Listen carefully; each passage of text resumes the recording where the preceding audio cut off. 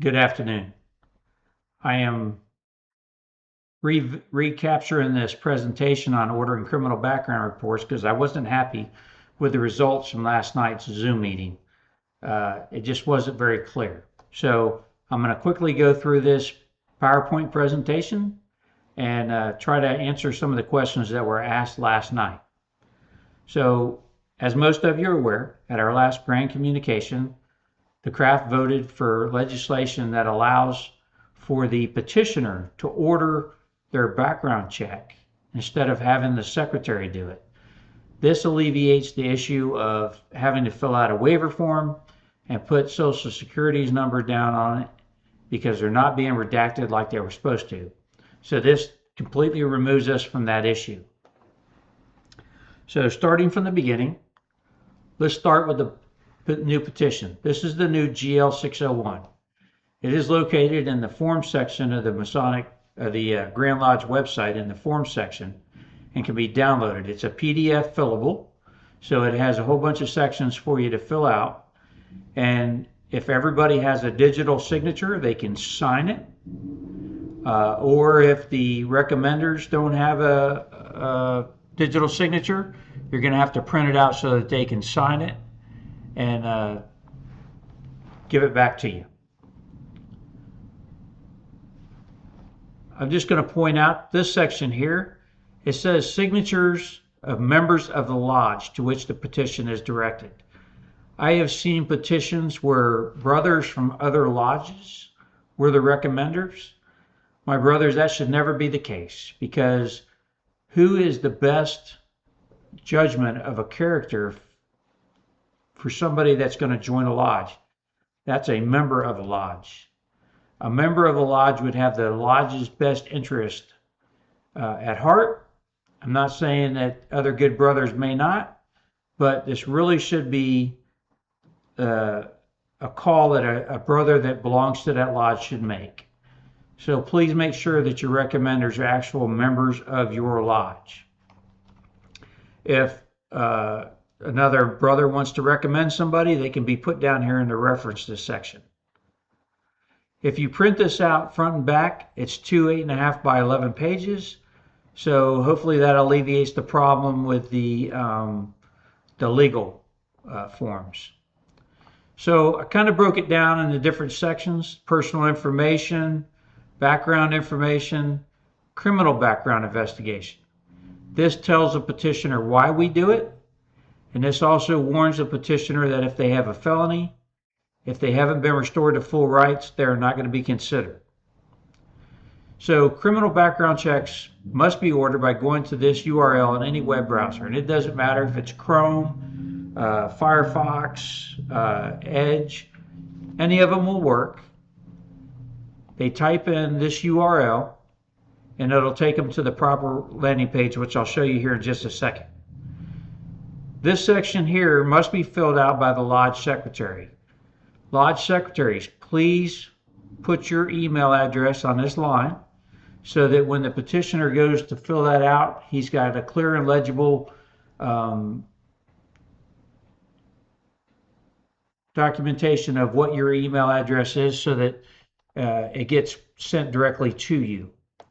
Know that you cannot accept a criminal background check directly from the hands of the petitioner for obvious reasons. It has to come from InfoCheck.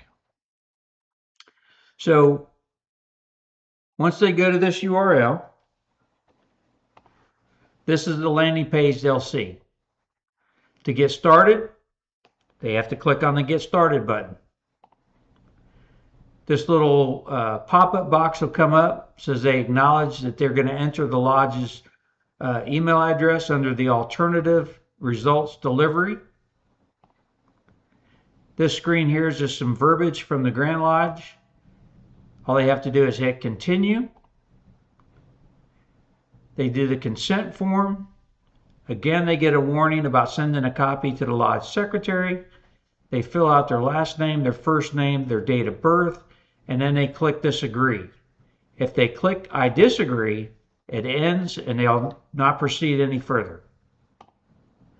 Once they click agree, this page pops up and they complete this profile, this has to be filled out completely for it to be accepted. If they have additional names to search, they just click on this little blue plus sign, and it brings up other text box for other fields for them to fill out. If they have other addresses to search, they click on this box, and it brings up other boxes, other fields for them to put their addresses in that they've previously lived at. Right below is the alternative results delivery section. They have to click inside this little checkbox. Then they can put the lodge's email address right here, and this will make sure that a copy of the report is sent directly to the lodge secretary. Then they click on the order button, complete the credit card information, and click submit, and it orders their report. Now, can a lodge have a computer sitting there that petitioner can immediately sit down and do? Absolutely.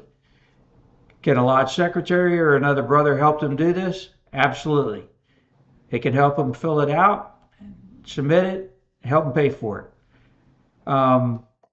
Petitioners can even pull out their phone nowadays and do all of this. It doesn't matter what platform or who helps them. That's not a problem.